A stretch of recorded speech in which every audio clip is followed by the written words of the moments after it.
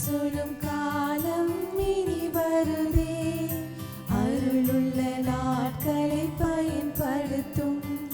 திறவுண்ட வாசல் அடைபடுமுன், நொறுங்குண்ட மனதாய் முன் செல்வோர் யார்? திறவுண்ட வாசல் அடைபடுமுன், நொறுங்குண்ட மனதாய் முன் செல்வோர் யார்? நாட்கள் கொடியதாய் மாறிடுதே, காலத்தை ஆதாயம் செய்திடுவோம். நாட்கள் கொடியதாய் மாறிடுதே, காலத்தை ஆதாயம் செய்திடுவோம்.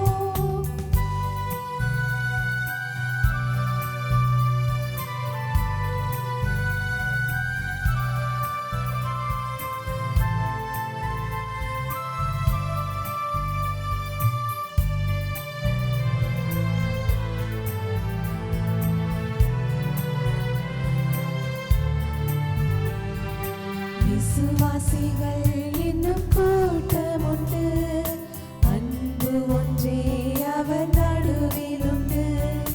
ஒரு மனம் ஒற்றுமை அங்கு உண்டு, இன்று செல்லும் நாட்கள் நின்று வேண்டும். திறவுண்ட வாசல் அடைபடுமுன், நொறுங்குண்ட மனதாய் முன் செல்வோர் யார்? நாட்கள் கொடியதாய் மாறிடுதே, காலத்தை ஆதாயம் செய்திடுவோம். நாட்கள் கொடியதாய் மாறிடுதே, காலத்தை ஆதாயம் செய்திடுவோம்.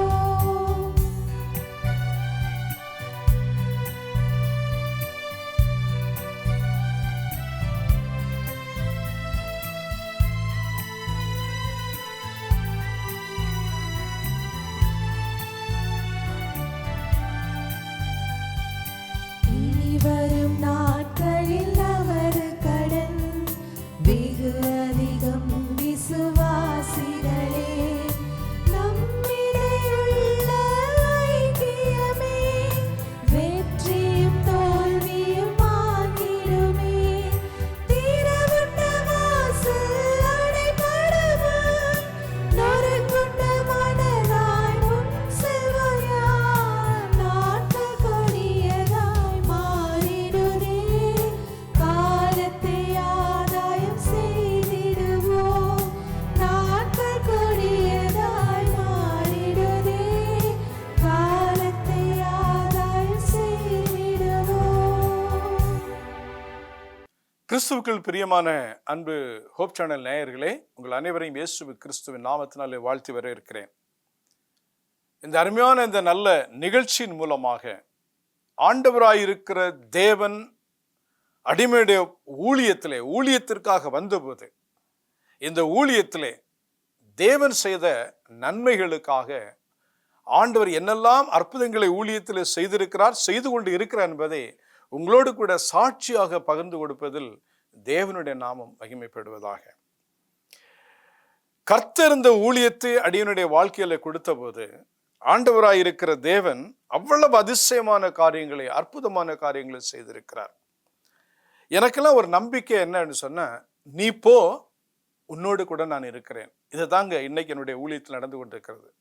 நீ போ, உன்னோடு நான் இருக்கிறேன். எந்த இடத்துல போவோம்னா, மேடு பள்ளம் மலைகள் பள்ளத்தாக்குகள் இப்படி பல இடத்துல போறோம். ஆபத்து நேர்ந்த இடத்துல போறோம். எல்லா இடங்களிலேயும் நமக்கு ஏதோ ஒரு பிரச்சனைகள் இருக்கத்தான் செய்யும். எதிராளி மூலமா வரும், பிசாசு மூலமா வரும், சரீரத்துல வரும், எதுவும் நடக்கலாம். ஆனால் அந்த நேரங்களிலே ஆண்டவராய் இருக்கிற தேவன் கூடவே இருந்து நம்முடைய ஊழியங்களில், உங்களுடைய ஊழியங்களை இதை காட்டிலும் பெரிய அற்புதங்களை செய்திருக்க முடியும். என்னால் என்னுடைய ஆண்டவர் அப்படி பெரிய காரியங்களை செய்கிறவர் தான். ஆனாலும் இந்த எளியவனுடைய வாழ்க்கையில் செய்த அந்த அற்புதத்தை உங்கள் மத்தியிலே சாட்சி அறிவிக்க விரும்புகிறேன். நாகர்கோவில் பட்டணத்திலே ஒரு 4 நாட்கள் கன்வென்ஷன் ஒரு திருச்சபையிலே நடந்தது. அப்பொழுது அந்த திருச்சபையினுடைய அந்த செய்திகளை முடித்து அந்த இரவு நேரத்திலே அந்த முதல் நாளிலே ஜெபிக்க வேண்டும் என்று சொல்லி அநேக விசுவாச பிள்ளைகள் அங்கே ஸ்டேஜுக்கு முன்னாடி கூடினாங்க. அந்த கூட்டத்தில் குறைஞ்சது ஒரு 700 பேர் அந்த கூட்டத்துக்கு வந்திருப்பாங்க. ஜெபிப்பதற்கு அநேகர் அங்க வந்தாங்க. அப்பொழுது ஒரு மனுஷன் என்னிடத்துல வந்து, ஐயா உங்களை தனியா உங்களை பார்த்து பேசணும் அப்படின்னாரு. சரி, இப்போ நான் சொன்னேன் எல்லாருக்கும் ஜெபம் பண்ணிட்டு உங்களுக்கு வரேன் அப்படின்னு. அப்போ அவங்களது எல்லாருக்கும் அனுப்பிவிட்டு அவர்கிட்ட போய் என்ன பிரதர் என்னன்னு கேட்கும்போது அவர் ஏங்கி அழ ஆரம்பிச்சார்.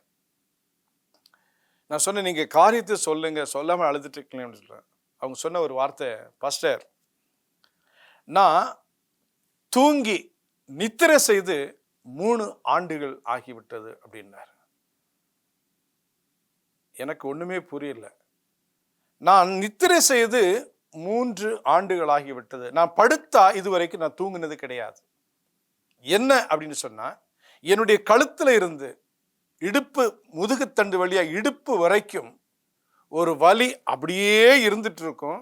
எவ்வளவோ ட்ரீட்மெண்ட், மருந்து, மாத்திரைகள் எல்லாம் நான் செய்து பார்த்தேன். எனக்கு தூக்கமே இல்லை. நான் படுத்தேன்னு சொன்னேன் அப்படியே சாஞ்சு உட்காருவேன், மறுபடியும் படிப்பேன், மறுபடியும் எழும்புவேன், அப்படியே இருப்பேன். இரவு முழுசு எனக்கு தூக்கம் கிடையாது அப்படின்னு. ஒரு மனுஷனுக்கு நித்திரை என்பது தேவன் கொடுக்கக்கூடியது. அது இருந்தால் தான் ஒரு மனுஷனுடைய வாழ்க்கையில் அநேக நோய்கள் குணமாகும். இவர் நித்திரை இல்லாமல் இருக்கிறார். ஒண்ணுமே இல்லைங்க, ஒண்ணுமே இல்லை. அவங்கள்ட்ட சொன்னேன், பிரதர் கொஞ்சம் வாங்க ஜெபிப்போம் அப்படின்னு. அவரிடத்துல சொல்லும்போது இன்னொரு பக்கத்தில் அவங்க துணையை ஒரு பையன் வந்திருந்தான். ஒரு பாட்டில், சின்ன பாட்டில் எண்ணெய் வாங்கிட்டு வா தம்பி அப்படின்னு. அந்த தம்பி போய் ஒரு எண்ணெய் வாங்கிட்டு வந்த, ஒரு சின்ன பாட்டில் எண்ணெய். அதை கைகளிலே ஊற்றி வானத்தை நோக்கி ஆண்டவராயிருக்கிற தேவனுடைய சமூகத்திலே வைத்து, ஏன்னா ஆண்டவர் வேதத்தை சொல்லுகிறார், எண்ணெய் பூசி குணப்படுத்துங்கள் ஏசப்ப சொல்லியிருக்கிறார். இந்த வார்த்தையின்படி இந்த எண்ணெய் எடுத்து ஜெபம் பண்ணி அவர் அந்த ஷர்ட்டை கழட்டிட்டு அவருடைய முதுகு முழுசும் அந்த அந்த நடு எலும்பு முழுசுமாக அந்த எண்ணெயை தேய்த்து ஜெபம் செய்து அனுப்பியாச்சு. அனுப்பினதுக்கு பிறகு நான் ராத்திரி போய் உட்கார்ந்து அந்த மனுஷனுக்காக ஜெபம் பண்ண. எல்லாருக்காகவும் நான் ஜெபித்திருக்கிறேன், அந்த மனுஷனுக்காக இன்னும் அதிகமாக ஜெபம் பண்ணேன்.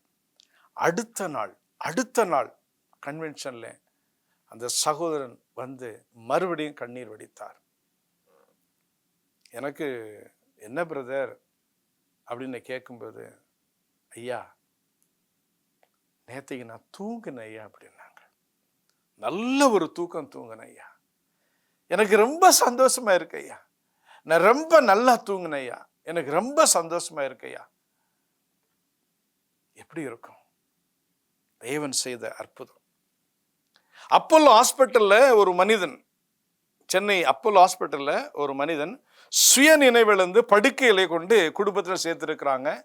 வீட்டார் எல்லாரும் கூடி உட்கார்ந்து அந்த ஐயாவுக்காக ஜெபம் பண்ணிட்டு இருக்கிறாங்க.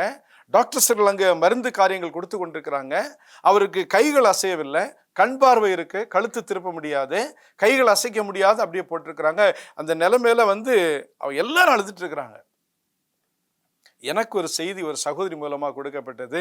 என்னுடைய நண்பன், அவங்க சகோதரிங்க, அவருடைய என் ஃப்ரெண்டோட ஹஸ்பண்ட் வந்து ஹாஸ்பிட்டலில் சீரியஸாக இருக்கிறாங்க, பாஸ்டர் கொஞ்சம் போய் நீங்கள் ப்ரேயர் பண்ணுவீங்களா அப்படின்னு சொல்லிட்டு, நான் அந்த சகோதரிக்காக, அந்த ஐயாவுக்காக அந்த மருத்துவமனைக்கு சென்று நான் ஜெபம் செய்தேன். ஜெபம் செய்து இருக்கிற அந்த வேளையிலே தானே அந்த ஐயாவுடைய வாழ்க்கையில சரீரத்தில் என்ன நடந்து தெரியுமா? அவர் கையே தூக்காத அந்த மனுஷன் தன்னுடைய 2 கரத்தையும் தூக்கி எனக்கு நன்றி செலுத்தி வணக்கம் செலுத்தி என் கைகளை பிடித்த அந்த நிகழ்வுகளை பார்த்தபோது அவருடைய மனைவியும் அவருடைய பிள்ளைகளும் அவர்கள் ஆனந்த களிப்புடனே கர்த்தரை மகிமைப்படுத்தினது என்னால் பார்க்க முடிந்தது. ஏன்னா வலியும் வேதனையும் வந்தவங்களுக்கு தான் தெரியும். எனக்கு அன்பான தேவனுடைய பிள்ளைகளே, அடியன் எதிர்பார்க்கவே இல்லை இப்படி ஒரு அற்புதத்தை தேவனாகிய கர்த்தர் இந்த ஊழியத்தில் செய்வீங்க அப்படின்னு சொல்லிட்டு. விசுவாசம் ஒன்றை வைத்து இந்த ஊழியத்தை செய்ய ஆரம்பித்த போது தேவனாகிய கர்த்தர் எத்தனையோ நன்மையான காரியங்களை செய்திருக்கிறார், எத்தனை வியாதிகளை குணப்படுத்தி இருக்கிறார், எத்தனை அற்புதங்களை செய்திருக்கிறார். சுயநினைவில்லாமல் படுத்த படுக்கையில் 9ஆம் வகுப்பு மாணவன் படுக்கையில் இருக்கக்கூடிய சென்னையில் இருக்கக்கூடிய ஒரு சகோதரன் அந்த பள்ளிக்கூடத்தில் இருந்து அவங்க தாயார் அந்த மகனை அழைத்து கொண்டு வரும்போது ஒரே ஒரு மகன் தான், கண்ணீரோடு அழைச்சிட்டு வந்தாங்க, கவலையோடு அழைச்சிட்டு வந்தாங்க. வரும்போது அந்த பள்ளிக்கூடத்துடைய முதல்வர் அடியனுடைய பேரை சொல்லி இருக்கிறாங்க. இது என்னுடைய ஊழியத்தில் கர்த்தர் செய்த அற்புதம். இந்த ஊழியக்காரர் இருக்கிறார், அவருக்கு ஃபோன் பண்ணி அவரை கூப்பிட்டு ஜெபம் பண்ணி சொல்லுங்க, கர்த்தர் உங்க பையனுக்கு நல்ல சுகத்தை தருவார்னு பிரின்சிபால் சொல்லி அனுப்பியிருக்கிறாங்க. எனக்கு வந்தது அந்த அழைப்பு. ஆண்டோட சமூகத்தில் அந்த வீட்டுக்கு போய் ஜெபிக்க போன மாத்திரத்திலே மரக்கட்டை போல படுத்திருந்த அந்த பையன், 9ஆம் வகுப்பு படிக்கிற பையன், மரக்கட்டை மாதிரி, கை கால் அசைவு எதுவுமே கிடையாது. 3 நாட்களாக மரக்கட்டை போல இருக்கிற அந்த பையன். எனக்கு அன்பான தேவனுடைய பிள்ளைகளே, ஒரே மகன், அந்த தாய் விட்ட கண்ணீர் ஆண்டோட சமூகத்தில் எட்டிற்று. அந்த இடத்துல போய் நின்று அந்த பையனுடைய கரங்களை பிடித்து கண்ணீரோடு ஜெபம் செய்தோம். ஆண்டவராய் இருக்கிற தேவன் முதல்ல ஜெபம் பண்ணிட்டு கொஞ்சம் தண்ணீரை வாங்கி முகத்தில் அடிக்கிறேன், அவன் அசையலை. மறுபடியும் ஒரு 5 நிமிடம் கழித்து மறுபடியும் ஜெபம் செய்து கொஞ்சம் தண்ணீரை வாங்கி முகத்தில் அடிக்க போகும்போது அவன் என் கையை பிடிச்சிட்டான். அந்த தாய் பட்ட சந்தோஷம், அந்த தாய்க்கு கிடைத்த ஒரு மனமகிழ்ச்சி எத்தனை பெருசு தெரியுமா? கர்த்தராய் இருக்கிற தேவன் நம்முடைய ஊழியங்களிலே அவ்வளவு அற்புதமான காரியங்களை செய்து கொண்டிருக்கிறார். ஆனால் நாமோ இந்த தேவன் எப்படிப்பட்டவர் என்று கேள்வி கேட்டு கொண்டிருக்கிறோம். அவர் இன்னும் உயிரோடு இருக்கிறார், அவர் இன்னும் ஜீவித்து கொண்டிருக்கிறார். நம்முடைய ஊழியங்களிலே, என்னுடைய ஊழியத்தில் இவ்வளவு அற்புதங்களை செய்தார்கள் சொன்னார். உங்களுடைய ஊழியத்தில், உங்க குடும்பத்தில், உங்க வாழ்க்கையில எவ்வளவு அற்புதங்களை தேவனாகி கர்த்தர் செய்வார். ஆகையால் கர்த்தராய் இருக்கிற தேவனை விசுவாசிங்க, அவர் மேல நம்பிக்கை வைங்க, அவரோடு பேசுங்க, ஆண்டவர் உங்களை ஆசீர்வதிப்பார். ஆமென். கிறிஸ்துவுக்குள் பிரியமான தேவனுடைய பிள்ளைகளே, உங்கள் யாவரையும் மீண்டுமாக இயேசு கிறிஸ்துவின் நாமத்தினாலே அன்போடு கூட வாழ்த்துகிறேன். நியூ பிகினிங், புதிய துவக்கம் அல்லது புதிய ஆரம்பம் என்கிற நிகழ்ச்சியின் வாயிலாக நாம் தொடர்ச்சியாக தேவனுடைய நாமங்களை குறித்து படித்து வருகிறோம். நம்முடைய வாழ்க்கையிலே நாம் எப்படிப்பட்ட சூழ்நிலையில் இருந்தாலும் கர்த்தர் அதை மாற்ற வல்லமையுள்ள தேவனாக இருக்கிறார். சங்கீதம் 9:10 வசனம், கர்த்தாவே உம்மை நோக்கி கூப்பிடுகிறவர்களை நீர் கைவிடுகிறதில்லை, ஆதலால் உம்முடைய நாமத்தை அறிந்தவர்கள் உம்மையே நம்பி இருக்கிறார்கள் என்று சொல்லி. கர்த்தாவே, நாங்கள் உம்மையே நம்பி இருக்கிறோம் என்று யார் நினைக்க முடியும்னு சொன்னால் அவருடைய நாமத்தை அறிந்தவர்கள். அவருடைய நாமத்தை நாம் அறிந்து கொள்ளும்படியாக, அவருடைய நாமத்தை நாம் முழுவதுமாக தெரிந்து கொள்ளும்படியாக ஒரு சிறிய முயற்சியாக இந்த தொடர் செய்திகளிலே தேவனுடைய 7 நாமங்களை குறித்து நாம் படித்து வருகிறோம். அவர் நமக்கு எப்படிப்பட்ட தேவனாக இருக்கிறார் என்பதை கடந்த 6 செய்தியிலும் 6 நாமங்கள் மூலமாக நாம் அறிந்து கொண்டோம். இந்த நாளில் 7வது நாமத்தை குறித்து நாம் படிக்கப் போகிறோம். ஒரு ஜெபத்தோடு நாம் படிக்கலாமா? கண்களை மூடி ஜெபிப்போம். அன்புள்ள ஆண்டவரே, அப்பா, இந்த நாளிலும் கூட நாங்கள் மற்றொரு நாமத்தை குறித்து தியானிக்க இருக்கிறோம். தியான பகுதியை நீர் ஆசீர்வதிங்க. என்னுடைய வார்த்தைகள் அல்ல, நீர் பேசும். கர்த்தாவே, என்னுடைய வாயிலிருந்து எப்படிப்பட்ட வார்த்தைகள் வந்தாலும் கேட்கிறவர்களுக்கு பக்தி விருத்திக்கு ஏதுவான வார்த்தைகள் மட்டும் உம்மால் என்னிடத்திலிருந்து வெளிப்பட தேவன் உதவி செய்யுங்க. தேவையில்லாத வார்த்தைகள் வராதபடிக்கு பாதுகாத்துக் கொள்ளுங்க. கர்த்தாவே, கேட்கிற ஒவ்வொருவரும் இந்த செய்திகள் மூலமாக ஆசீர்வாதத்தை பெற்றுக்கொள்வதற்கு உதவி செய்யுங்க. எல்லாவற்றையும் இயேசு கிறிஸ்துவிலே ஜெபிக்கிறோம் நல்ல தகப்பனே, ஆமென். அன்பான தேவனுடைய பிள்ளைகளே, ஜெகோவா என்ற வார்த்தையோடு சேர்த்து ஒவ்வொரு நாள் செய்தியிலும் ஒவ்வொரு வார்த்தைகள் சேர்ந்து வருகிறதை நாம் பார்த்து வந்தோம். ஜெகோவா ஜைரே, ஜெகோவா ஈரே என்று நாம் பார்த்தோம். ஜெகோவா ராஃபா என்கிற வார்த்தையை பார்த்தோம். யெகோவா ஷாலோம், யெகோவா ஷம்மா, யெகோவா நிசி, இப்படி ஒவ்வொரு வார்த்தைகளாக படித்த நாம் யெகோவா ரா என்று பார்த்து 6 செய்திகளை முடித்திருக்கிறோம். இந்த நாளிலே மற்றொரு செய்தியை பார்க்கிறோம். இந்த வார்த்தை இருக்கிறதிலே சற்று கடினமான ஒரு வார்த்தை, ப்ரொனவுன்ஸ் பண்ணுவதற்கு, உச்சரிப்பதற்கு ஒரு கடினமான வார்த்தை. ஜெகோவா சிட்கேனு. இந்த சிட்கேனு என்கிற வார்த்தை ஆங்கிலத்தில் சொல்லணும்னு சொன்னால் TSIDKENU, சிட்கேனு, ஜெகோவா சிட்கேனு என்கிற வார்த்தை. இந்த சிட்கேனு என்கிற வார்த்தை எபிரேய பாஷையில் இருக்கக்கூடிய வார்த்தை. இது எந்த இடத்துல வேதாகமத்திலே வருகிறது என்று சொன்னால் நம்ம முன்னாடியே படித்தோம். தேவனுடைய நாமத்தை குறித்து தான் நம்ம படித்து கொண்டு இருக்கிறோம். தேவனுக்காக வழங்கக்கூடிய அல்லது தேவன் சொன்ன அல்லது தேவன் செய்த அதிசயத்தினாலே, தேவன் வழிநடத்தின விதத்தினாலே ஜனங்கள் வைத்த பெயர்களை நாம் படித்து வருகிறோம். இந்த ஜெகோவா சிட்கேனோ என்கிற நாமத்தை குறித்து நாம் எங்கு வாசிக்கிறோம் என்று சொன்னால், எரேமியா 23ஆம் அதிகாரத்திலே 6வது வசனம். அவர் நாட்களில் யூதா ரட்சிக்கப்படும், இஸ்ரவேல் சுகமாய் வாசம் பண்ணும், அவருக்கு இடும் நாமம் நமது நீதியாய் இருக்கிற கர்த்தர் என்பதே. அன்பான தேவனுடைய பிள்ளைகளே, நமது நீதியாய் இருக்கிற கர்த்தர், இந்த நாமத்தை தான் எபிரேய பதத்திலே ஜெகோவா சிட்கேனோ, நீதியாய் இருக்கிற கர்த்தர், ஜெகோவா சிட்கேனோ, கர்த்தர் ஜெகோவா என்கிற வார்த்தை வரும். சிட்கேனோ என்று நம்ம பார்க்கும்பொழுது நீதியாக இருக்கிற கர்த்தர். தேவனுடைய பிள்ளைகளே, நீதியாக இருக்கிற கர்த்தர் என்கிற வார்த்தையை நம்ம இந்த வசனத்தில் வாசிக்கிறோம். இது இங்கு மட்டும்தான் வருகிறதா அப்படின்னா கிடையாது. இதே எரேமியா புஸ்தகத்தில் 33ஆம் அதிகாரம், எரேமியா 33ஆம் அதிகாரத்தில் நாம் ஒரு வசனத்தை வாசிக்கலாம். 33ஆம் அதிகாரத்தில் 16வது வசனம். அந்நாட்களில் யூதா ரட்சிக்கப்பட்டு எருசலேம் சுகமாய் தங்கும், அவர் எங்கள் நீதியாய் இருக்கிற கர்த்தர் என்பது அவருடைய நாமம். இந்த 2 வசனங்களிலும் ஒரே வார்த்தையை நம்ம படிக்கிறோம். நீதியாக இருக்கிற கர்த்தர். கர்த்தர் நீதியாக இருக்கிறார் என்பது நமக்கு தெரியும். ஏனென்றால் வேதத்திலே வாசிக்கும் பொழுது அவர் ஒருவரே நீதிபரராக இருக்கிறார் என்று நம்ம பார்க்கிறோம். அவரை தவிர வேறு ஒருவரும் நீதிமான் அல்ல என்று வேதம் சொல்லுகிறது. ஆனால் இந்த 2 வசனங்களையும் நம்ம பார்க்கும் பொழுது அதில் கூடுதலான ஒரு சில வார்த்தைகளை நாம் கவனமாக கவனிக்க வேண்டும். எரேமியா 23 வசனம் சொல்கிறது நமது நீதியாக இருக்கிற கர்த்தர் என்று. எரேமியா 33ஆம் அதிகாரம் 16வது வசனம் சொல்கிறது எங்கள் நீதியாக இருக்கிற கர்த்தர் என்று. அப்போ நமது நீதி, எங்கள் நீதி என்று வாசிக்கும் பொழுது இது ஜனங்களை குறித்து சொல்லக்கூடிய வசனம். அன்பான தேவனுடைய பிள்ளைகளே, நம்ம பார்த்த அந்த முதல் 6 நாமங்களிலோ நாம் நம்முடைய சரீர பிரகாரமான உலக பிரகாரமான தேவைகளை மனதிலே வைத்தவர்களாக பார்த்தோம். நம்முடைய உணவிற்காக, நம்முடைய உடைக்காக, நம்முடைய இருப்பிடத்திற்காக கவலைப்பட தேவையில்லை, கர்த்தர் பார்த்து கொள்வார். சரீரத்திலே காணப்படக்கூடிய பலவீனங்களுக்காக கவலைப்பட தேவையில்லை, தேவன் குணமளிக்கிற தேவனாக இருக்கிறார், தேவன் சுகமளிக்கிற தேவனாக இருக்கிறார் என்பதை நம்ம பார்த்தோம். அன்பான தேவனுடைய பிள்ளைகளே, ஒவ்வொரு எடுத்துக்காட்டிலும் ஒவ்வொரு நாமத்திலும் உலக பிரகாரமானது மட்டும் கிடையாது, ஆவிக்குரியதும் காணப்படுகிறது. ஆனால் முழுக்க முழுக்க முற்றிலுமாக ஆவிக்குரிய ஒரு ஆசீர்வாதத்தை, வாக்குத்தத்தத்தை உள்ளடக்கிற நாமத்தை குறித்து நாம் இந்த நாளிலே பார்க்கிறோம். யெகோவா ஈரே என்று சொன்னாலும், யெகோவா ஷம்மா என்று சொன்னாலும், யெகோவா ராஃபா என்று சொன்னாலும் அது எல்லாவற்றிலும் ஆவிக்குரிய அர்த்தம் அடங்கிய, ஆவிக்குரிய ஆசீர்வாதத்தை உள்ளடக்கின ஒரு பொருள் இருந்தாலும் நாம் முற்றிலுமாக உலக கண்ணோட்டத்தோடு தான் இத்தனை நாட்கள் பார்த்தோம். ஈவன் அவருடைய மேய்ப்பர் என்கிற அந்த ரோலை கூட நம்ம எப்படி தான் பார்த்தோம்னு சொன்னால் உலக பிரகாரமாக தான் பார்த்தோம், நம்மை வழிநடத்தக்கூடியது என்று சொல்லி.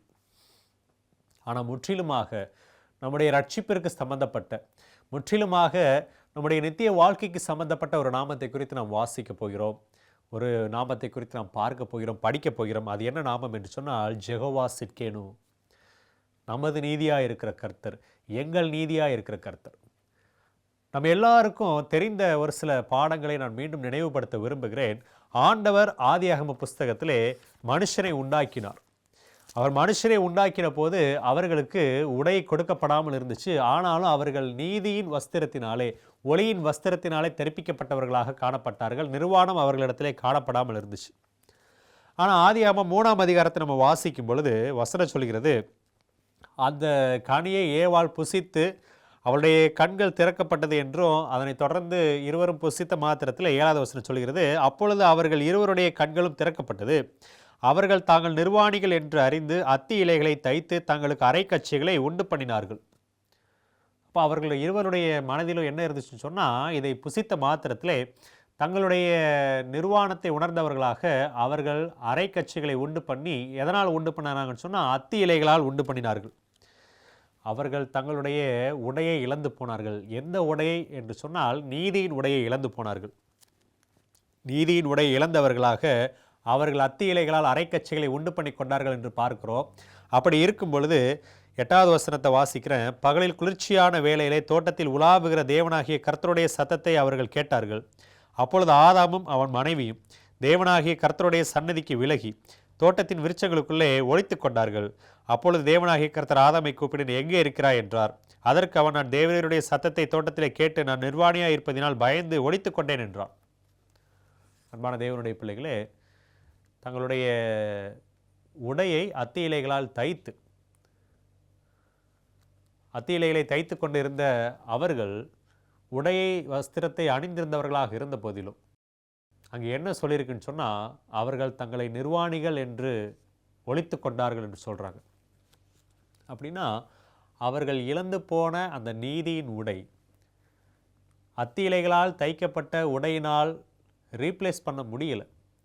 அவர்கள் இழந்த அந்த நீதியின் வஸ்திரம் என்னக்கூடிய அந்த ஒளியின் வஸ்திரத்தை, ஒளியின் ஆடையை அத்தி இலைகளால் நிரப்ப முடியவில்லை, அந்த இடத்தை நிரப்ப முடியவில்லை.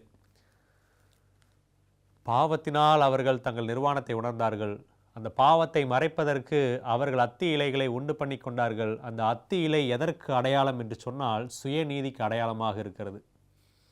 அந்த சுயநீதியினால் அவர்களுடைய நிர்வாணத்தை மறைக்க முடியவில்லை. மாறாக ஆண்டவர் என்ன பண்ணினார் அப்படின்னு சொன்னால், அதே 3ஆம் அதிகாரத்தில் நாம் வாசிக்கும் பொழுது 21வது வசனம், தேவனாகிய கர்த்தர் ஆதாமுக்கும் அவன் மனைவிக்கும் தோல் உடைகளை உண்டாக்கி அவர்களுக்கு உடுத்தினார். அந்த அத்தி இலைகளுக்கு பதிலாக ஆண்டவர் தோல் உடைகளை கொடுக்கிறார். அவர்கள் தங்களுக்காக உண்டு பண்ணின அத்தி இலைகள் நிர்வாணத்தை மூட முடியவில்லை. அந்த அத்தி இலைகளை சுயநீதி என்று பார்க்கிறோம். ஆண்டவர் கொடுத்த தோல் உடைகள் அவர்களுடைய நிர்வாணத்தை மூடினது. அதை குறித்து நாம் பார்க்கும் பொழுது அது தேவன் கொடுக்கிற நீதி என்று பார்க்கிறோம். நாம் எதை பார்த்து வருகிறோம் என்று சொன்னால், நம்முடைய ரட்சிப்பிற்கு சம்பந்தப்பட்ட ஒரு நாமத்தை குறித்து படித்து கொண்டிருக்கிறோம். முழுக்க முழுக்க நம்முடைய ரட்சிப்பிற்கான வாக்குத்தத்தமான ஒரு சத்தியத்தை நாம் பார்த்து கொண்டிருக்கிறோம். அத்தி இலைகள் என்கிற அந்த சுய நீதியினாலே தங்களுடைய நிர்வாணத்தை மறைக்க முடியாதபடிக்கு கஷ்டப்பட்ட அந்த தம்பதியை தேவன் தோல் உடைகளை கொடுத்து அவருடைய நிர்வாணத்தை மறைக்கும்படியாக கொடுத்தார். அதுவே நீதியின் வஸ்திரம் என அழைக்கப்படுகிறது. இது எல்லாமே அடையாள பொருட்கள், ஆவிக்குரிய அடையாளமாக நம்ம பார்க்கிறோம். ஏசாயா தீர்க்கதரிசியின் புஸ்தகத்தில் நாம் வாசிக்கும் பொழுது 64ஆம் அதிகாரத்தில் இதை குறித்து நாம் வாசிக்க முடியும். ஏசாயா தீர்க்கதரிசியின் புஸ்தகம் 64ஆம் அதிகாரத்தை நான் உங்களுக்காக வாசிக்க ஆசைப்படுகிறேன். ஏசாயா தீர்க்கதரிசியின் புஸ்தகத்தில் 64ஆம் அதிகாரத்தில் 6வது வசனம், நாங்கள் அனைவரும் தீட்டானவர்கள் போல இருக்கிறோம், எங்களுடைய நீதிகள் எல்லாம் அழுக்கான கந்தைகளைப் போல் இருக்கிறது, நாங்கள் அனைவரும் இலைகளைப் போல உதிர்கிறோம். அன்பான தேவனுடைய பிள்ளைகளே, இந்த இலைகள், அழுக்கான கந்தை, இதையெல்லாம் சேர்த்து படிக்கும் பொழுது தேவன் நமக்கு தரக்கூடிய நீதி தேவனுடைய நீதி. நாம் நமக்காக ஏற்படுத்தி கொள்ளக்கூடிய நீதி அது காய்ந்து உலர்ந்து உதிரக்கூடிய இலைகளை போன்றது. சுய நீதி என்பது, நம்மால் ஏற்படக்கூடிய நீதி என்பது அது ஒன்றுக்கும் பிரயோஜனம் இல்லாத நீதி. அதை குறித்து வாசிக்கும் பொழுது அது அழுக்கான கந்தை, அதிலே ஒரு சுத்தமும் கிடையாது. நம்முடைய தேவனாய் இருக்கிறவர் எப்படிப்பட்ட தேவனாய் இருக்கிறார் என்று சொன்னால், நம்முடைய நீதியாய் இருக்கிற தேவன். இந்த நாமம் நமக்கு என்ன ஆசீர்வாதத்தை கொடுக்கிறது என்று சொன்னால், நாம் பாவத்தில் இருக்கிறோம், நம்மை நீதியாக்குகிற தேவனாக அவர் இருக்கிறார் என்பதை குறிக்கிறது. நாம் பாவம் செய்தவர்களாக இருந்தாலும் நம்மை மீட்கும்படியாக நமக்கு அவருடைய நீதியை கொடுக்கிற தேவனாக அவர் இருக்கிறார் என்பதை காட்டுகிறது. நமக்கு ஒரு நம்பிக்கை உண்டு.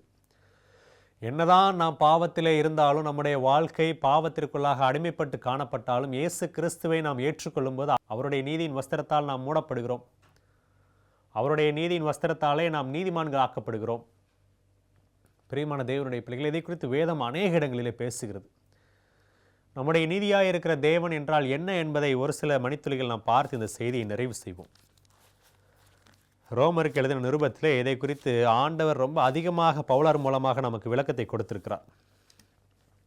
ரோமர் 4ஆம் அதிகாரத்தில் 24வது வசனம், நம்முடைய கர்த்தராகிய இயேசுவை மரித்தோரிலிருந்து எழுப்பினவரை விசுவாசிக்கிற நமக்கும் அப்படியே எண்ணப்படும். எப்படியே எண்ணப்படும் என்று சொன்னால், மேலே இருக்கக்கூடிய வசனத்தை நான் வாசிக்கிறேன். 21வது வசனம், தேவன் வாக்குத்தத்தம் பண்ணினதை நிறைவேற்ற வல்லவராய் இருக்கிறார் என்று முழு நிச்சயமாய் நம்பி தேவனை மகிமைப்படுத்தி விசுவாசத்தினால் வல்லவனானான். ஆகையால் அது அவனுக்கு நீதியாக எண்ணப்பட்டது. அது அவனுக்கு நீதியாக எண்ணப்பட்டது என்பது அவனுக்காக மாத்திரமல்ல, நமக்காகவும் எழுதப்பட்டிருக்கிறது. எது நீதி என்று சொன்னால், கர்த்தராகிய இயேசு கிறிஸ்து எனக்காக வந்து அவர் சிலுவையில் மரித்தார், அவருடைய இரத்தத்தினாலே எனக்கு பாவமன்னிப்பு உண்டு என்பதை நாம் விசுவாசிக்கும் பொழுது அது நமக்கு நீதியாக எண்ணப்படுகிறது. 25 அவர் நம்முடைய பாவங்களுக்காக ஒப்புக் கொடுக்கப்பட்டும் நாம் நீதிமான்கள் ஆக்கப்படுவதற்காக எழுப்பப்பட்டும் இருக்கிறார். அப்போது ஜெகோவா சிட்கேனு என்கிற நாமம் எதை கற்றுக் கொடுக்கிறது என்று சொன்னால், தேவன் நமக்காக அவரையே கொடுத்தார். அவரவே பலியாக கொடுத்தது நிமித்தமாக அவர் நமக்காக நீதியாக இருக்கிற தேவனாக இருக்கிறார். அவர் நமக்காக நீதியாக மாறுவதற்கு என்ன அனுபவத்தை எல்லாம் கடந்து சென்றார் தெரியுமா? அவரை போல பரிசுத்தமான தேவன் ஒருவர் இல்லை என்று வேதம் சொல்லுகிறது. வேதத்திலே வாசிக்கும் பொழுது 1 சாமுவேல் புஸ்தகத்தில் 2ஆம் அதிகாரத்தை நம்முடைய கவனத்திற்கென்று எடுத்துக்கொள்வோம். 1 சாமுவேல் 2ஆம் அதிகாரத்தில் 2வது வசனம், கர்த்தரை போல பரிசுத்தம் உள்ளவர் இல்லை, உம்மையல்லாமல் வேறொருவரும் இல்லை, எங்கள் தேவனைப் போல ஒரு கன்மலையும் இல்லை. 86வது சங்கீதம் 8வது வசனத்திலையும் நம்ம இந்த காரியத்தை வாசிக்க முடியும். 86வது சங்கீதம் 8வது வசனம், ஆண்டவரே தேவர்களுக்குள்ளே உமக்கு நிகரும் இல்லை, உம்முடைய கிரியைகளுக்கு ஒப்பும் இல்லை. அவர் எவ்வளவு பரிசுத்தமான தேவன் தெரியுமா? அந்த பரிசுத்தத்தை நம்முடைய வார்த்தைகளால் விவரிக்க முடியாத அளவிற்கு அவர் பரிசுத்தமான தேவன். அந்த பரிசுத்தமான தேவன், அவருக்கு நிகராக வேறொருவரும் இல்லை என்று வேதம் சொல்கிறது. அப்படிப்பட்ட தேவன் நமக்காக என்ன ஆனார் என்று வேதம் சொல்கிறது என்றால், வேதத்திலே அவருடைய பரிசுத்தமான நிலைமையை நமக்காக விட்டு என்ன நாம் வாசிக்கிறோம் என்றால் 2 கொரிந்தியர் 5ஆம் அதிகாரத்திலே 21வது வசனம் சொல்கிறது, நாம் அவருக்குள் தேவனுடைய நீதி ஆகும்படிக்கு பாவமறியாத அவரை நமக்காக பாவமாக்கினார். அன்பான தேவனுடைய பிள்ளைகளே, நாம் சரீரத்திற்காக கவலைப்படுகிறோம், நம்முடைய உணவிற்காக கவலைப்படுகிறோம், நம்முடைய உடைக்காக கவலைப்படுகிறோம், நம்முடைய வெற்றிக்காக கவலைப்படுகிறோம், நம்முடைய சமாதானத்திற்காக கவலைப்படுகிறோம். எல்லாவற்றிற்கும் மேலாக நம்முடைய ரட்சிப்பிற்காக நாம் கவலைப்படுகிறோமா? இந்த புதிய துவக்கம் என்கிற நிகழ்ச்சியின் வாயிலாக உங்களுடைய வாழ்க்கையில் ஒரு புதிய ஆரம்பத்திற்காக தேவன் உங்களுக்கு அழைப்பு கொடுக்கிறார். அன்பான தேவனுடைய பிள்ளைகளை, நீங்கள் எல்லாவற்றிற்கும் கவலைப்படாதபடிக்கு உங்களுடைய ரட்சிப்பிற்காக கவலைப்படுங்கள். அந்த ரட்சிப்பை குறித்து நீங்கள் கவலைப்பட வேண்டிய அவசியம் கிடையாது. ரட்சிக்கப்படுவதற்கு என்ன செய்ய வேண்டும் என்ற கேள்வியை மாத்திரம் நீங்கள் கேட்டால் போதும். அப்போஸ்தலர் நடவடிக்கைகள் புஸ்தகத்தில் நாம் சிறைச்சாலை தலைவனை குறித்து வாசிக்க முடியும். அப்போஸ்தலர் நடவடிக்கைகள் புஸ்தகத்தில் பவுலாருக்கு ஒரு சம்பவத்தை நாம் வாசிக்கும் பொழுது, பவுலாரை குறித்து வாசிக்கும் பொழுது, பவுலும் சீலாவும் சிறைச்சாலையில் இருப்பார்கள். அப்பொழுது அந்த சிறைச்சாலையிலே தேவதூதர்கள் மூலமாக ஒரு விடுதலை கிடைக்கும். அந்த விடுதலைக்கு பின்பாக சிறைச்சாலை தலைவன் தன்னை மரணத்திற்கு ஒப்புக் கொடுக்க நினைக்கும் பொழுது பவுல் என்ன சொல்வார்னு சொன்னால், ஒன்றும் செய்யாதே என்று சொல்வார். அப்போ அதற்கு அந்த இடத்துல அந்த சிறைச்சாலை தலைவன் ஆண்டவரை ஏற்றுக்கொண்டு என்ன சொல்லுவான் என்று சொன்னால், அப்போஸ்தலர் 16ஆம் அதிகாரத்தில் 30வது வசனம், அவர்களை வெளியே அழைத்து வந்து ஆண்டவமாரை ரட்சிக்கப்படுவதற்கு நான் என்ன செய்ய வேண்டும்? அந்த ரட்சிப்பை குறித்து கேள்வி நமக்கு இருக்கிறதா? ரட்சிக்கப்பட வேண்டும் என்கிற எண்ணம் நமக்கு இருக்கிறதா? அதை குறித்து கவலைப்பட வேண்டும் என்று சொல்லி வேதம் சொல்கிறது என்றால் அதை குறித்து நாம் யோசிக்க வேண்டும். அப்போ ஆண்டவர் பவுலார் மூலமாக சொல்கிறார் 32, அவனுக்கும் அவன் வீட்டில் இருந்த யாவருக்கும் கர்த்தருடைய வசனத்தை போதித்தார்கள். 31வது வசனம், அதற்கு அவர்கள் கர்த்தராகிய இயேசு கிறிஸ்துவை விசுவாசி, அப்பொழுது நீயும் உன் வீட்டாரும் ரட்சிக்கப்படுவீர்கள். பிரியமான தேவனுடைய பிள்ளைகளே, நமக்கு நீதியாக இருக்கிற தேவன் என்று நம்ம சிட்கேனு என்கிற வார்த்தையை படிக்கிறோம். ஜெகோவா சிட்கேனு என்பது நமது நீதியாக இருக்கிற தேவன். அவர் பரிசுத்தமுள்ள தேவன், பாவமே அறியாத தேவன். நமக்காக நீதியாகும்படி அவர் நமக்காக பாவமானார் என்று பார்க்கிறோம். நாம் அவருடைய நீதியை பெற்றுக்கொள்ளும்படியாக நமக்காக பாவமே அறியாத அவரை பாவமாக சிலுவையில் தொங்க வைத்தார் என்று நம்ம பார்க்கிறோம். அன்பான தேவனுடைய பிள்ளைகளே, சிலுவையில் தொங்குவது என்பது சாபத்திற்கு அடையாளம். மரத்திலே தூக்கப்பட்ட எவனும் சபிக்கப்பட்டவன் என்று வேதம் சொல்கிறது. ரோமர்கள் வரலாற்றில், யூதர்கள் வரலாற்றில் நம்ம பார்க்கும் பொழுது இதை ஒரு சாபமாக பார்த்தார்கள். ஆனால் தேவன் நமக்காக சாபமாக மாறினார். நாம் அவருடைய நீதியை பெற்றுக்கொள்ளும்படியாக நம்முடைய பாவத்தை அவர் சுமந்தார். ஏசாயா 53ஆம் அதிகாரத்தை முழுவதுமாக வாசிக்கும் பொழுது அவர் நம்முடைய அக்கிரமத்தையும் நம்முடைய மீறுதல்களையும் நம்முடைய பாவங்களையும் சுமந்தார். நாமோ அவர் தேவனால் அடிக்கப்பட்டார் என்று நினைத்தோம். பிரியமான தேவனுடைய பிள்ளைகளே, அவர் நமக்கு நீதியாக இருக்கிற தேவன் என்று வேதத்திலே வாசிக்கிறோமே.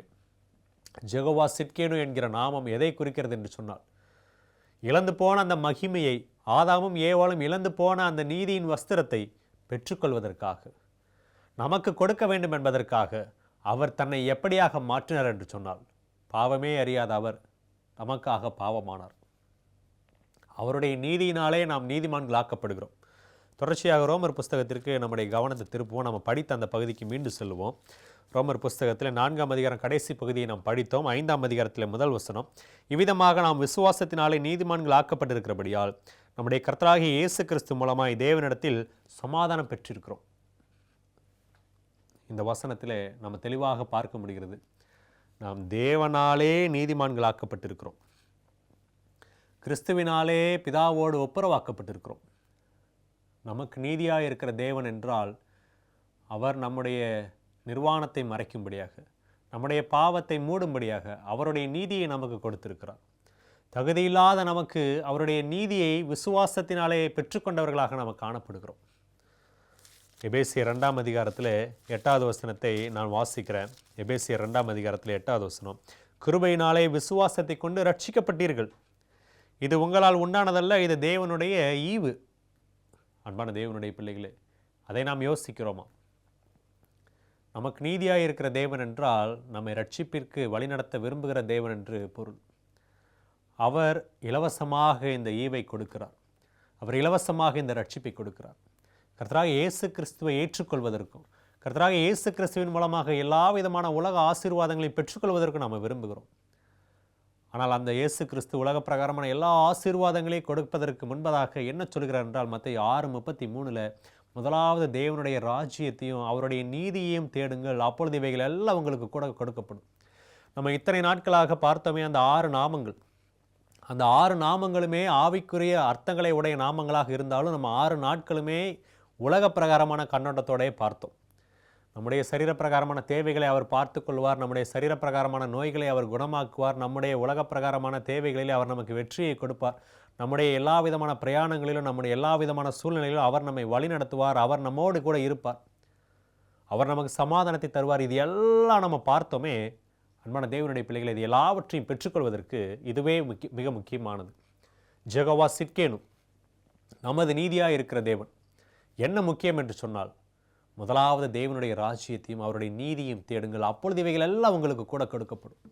இந்த ரட்சிப்பை குறித்து நாம் அவருடைய நீதியை பெற்றுக்கொள்ள வேண்டும் என்பதை குறித்து யோசிக்காமல் உலக பிரகாரமான ஆசீர்வாதத்தை மட்டும் நாம் விரும்பி வேண்டி கேட்டுக்கொண்டிருந்தோம் என்று சொன்னால் நம்முடைய வாழ்க்கையில் புதிய துவக்கம் இருக்காது.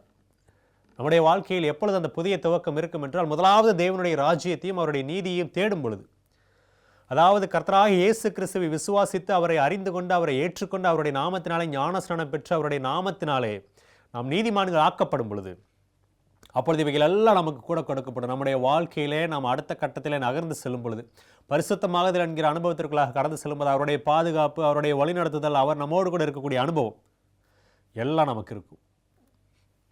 தொடர்ச்சியாக வாசிக்கும் பொழுது எபேசியர் 2:9, ஒருவரும் பெருமை பாராட்டாதபடிக்கு இது கிரியைகளினால் உண்டானதல்ல, ஏனெனில் நற்கிரியைகளை செய்கிறதற்கு நாம் கிறிஸ்து இயேசுவுக்குள் சிருஷ்டிக்கப்பட்டு தேவனுடைய செய்கைகளாக இருக்கிறோம், அவைகளில் நாம் நடக்கும்படி அவர் முன்னதாக அவைகளை ஆயத்தம் பண்ணி இருக்கிறார்.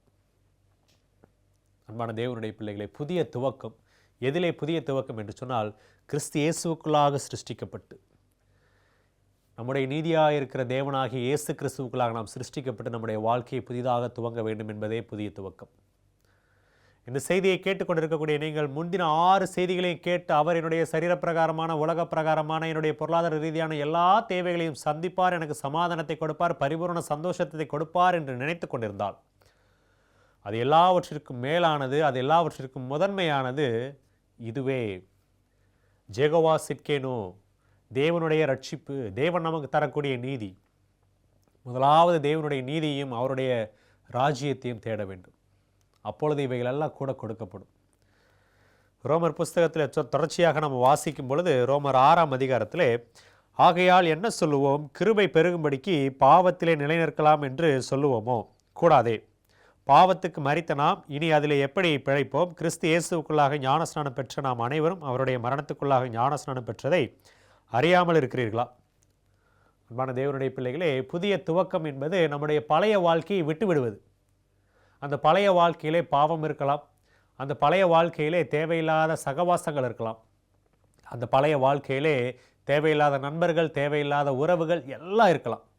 அது எல்லாவற்றையும் விட்டுவிட வேண்டும் என்று தேவன் விரும்புகிறார். இந்த புதிய துவக்கத்திற்குள்ளாக உங்களை அழைக்கிறார். இந்த புதிய துவக்கத்திலே அவர் உங்கள் நீதியாக இருக்கிற தேவனாக இருக்க விரும்புகிறார். அவருடைய நீதியின் கீழாக வரக்கூடிய நீங்கள் எப்படிப்பட்டவர்களாக இருந்தாலும் அந்த பாவத்தை மாற்ற அவர் வல்லமையுள்ள தேவனாக இருக்கிறார். ஒரு சில வசனங்கள் அதை குறித்து நான் வாசிக்க ஆசைப்படுகிறேன். ஏசாயா 1ஆம் அதிகாரத்திலே 18வது வசனம், வழக்காடுவோம் வாருங்கள் என்று கர்த்தர் சொல்கிறார். உங்கள் பாவங்கள் சிவேர் என்று இருந்தாலும் உறைந்த மலையைப் போல வெண்மையாகும், அவைகள் இரத்தாம்பர சிவப்பாக இருந்தாலும் பஞ்சை போலாகும். அன்பான தேவனுடைய பிள்ளைகளை, உங்களுடைய பழைய வாழ்க்கை எவ்வளவு மோசமானதாக இருந்தாலும் அதை எல்லாவற்றையும் மாற்றுவதற்கு அவர் வல்லமையுள்ள தேவனாக இருக்கிறார். அவர் நீதியாக இருக்கிற தேவன். யாருக்கு என்று சொன்னால் நமது நீதியாக இருக்கிற தேவன். எப்பேற்பட்ட பாவமாக இருந்தாலும் அதை மாற்ற வல்லமையுள்ள தேவனாக அவர் காணப்படுகிறார். 1 யோவான் 2ஆம் அதிகாரத்தில் ஒரு வசனத்தை நான் வாசிக்கிறேன். 1 யோவான் 2ஆம் அதிகாரத்தில் 1வது வசனத்தை உங்களுக்காக வாசிக்கிறேன்.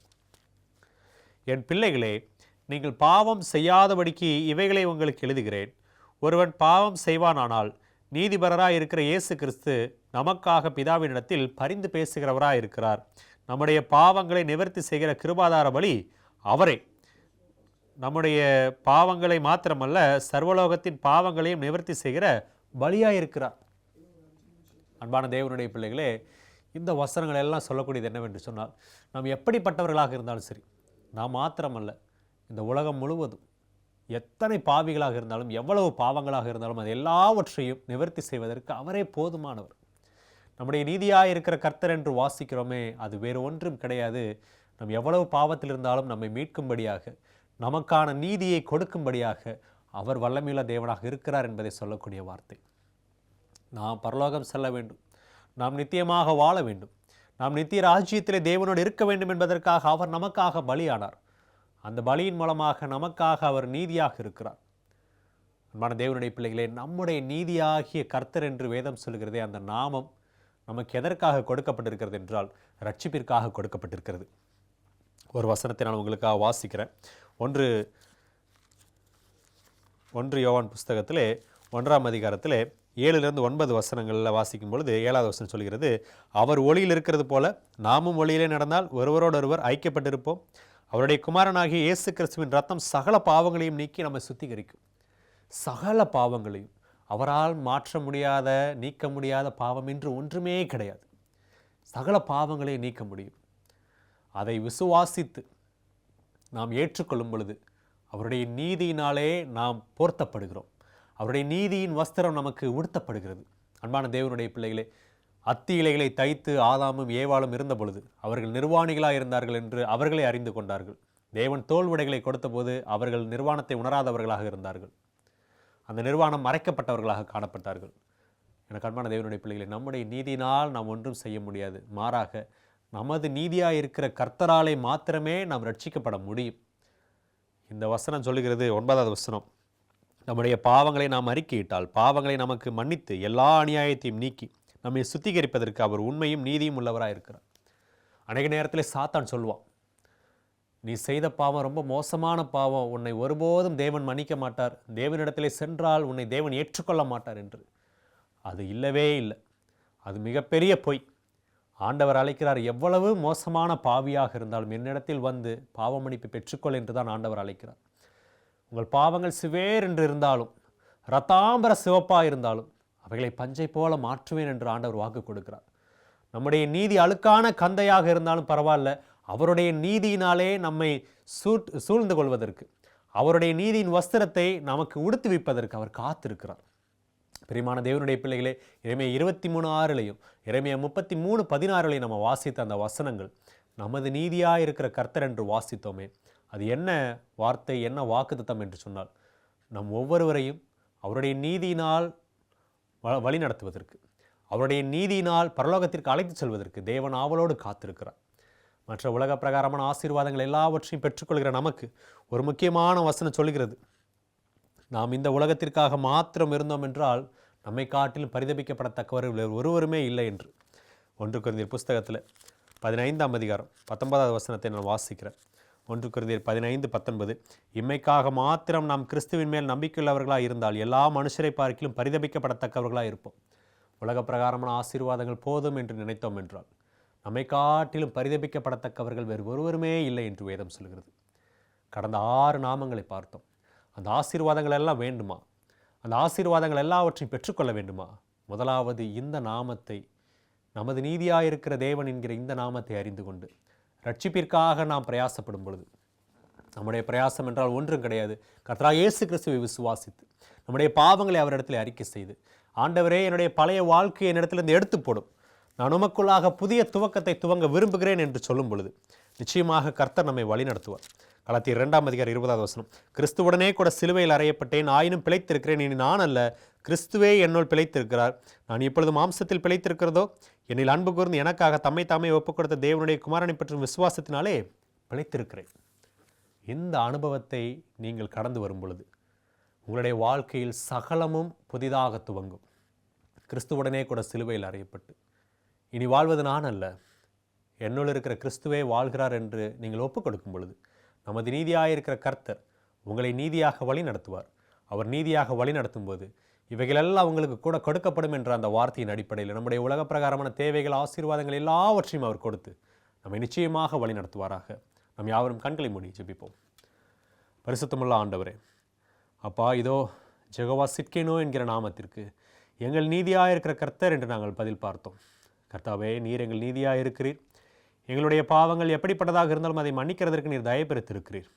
நாங்கள் செய்ய வேண்டியதெல்லாம் உம்மிடத்திலே வந்து எங்களுடைய பாவங்களை அறிக்கை செய்வது மாத்திரமே. உம்மால் மன்னிக்கக்கூடாதது என்று ஒன்றுமே கிடையாது. கர்த்தாவே, அதை உணர்ந்தவர்களாக, சாத்தானுடைய கண்ணிகளுக்கு விலகி உம்முடைய நீதியிலே பங்குள்ளவர்களாக, உம்முடைய நீதியின் வஸ்திரத்தை பெற்றுக்கொண்டவர்களாக நாங்கள் வாழ, அதோடு சேர்த்து எங்களுடைய உலக பிரகாரமான தேவைகளை சந்திக்கும்படியான ஆசீர்வாதங்களை பெற்றுக்கொள்ள எங்கள் ஒவ்வொருவரையும் வழிநடத்த வேண்டும் என்று இயேசு கிறிஸ்துவிலே ஜெபிக்கிறோம் நல்ல தகப்பனே. ஆமென்.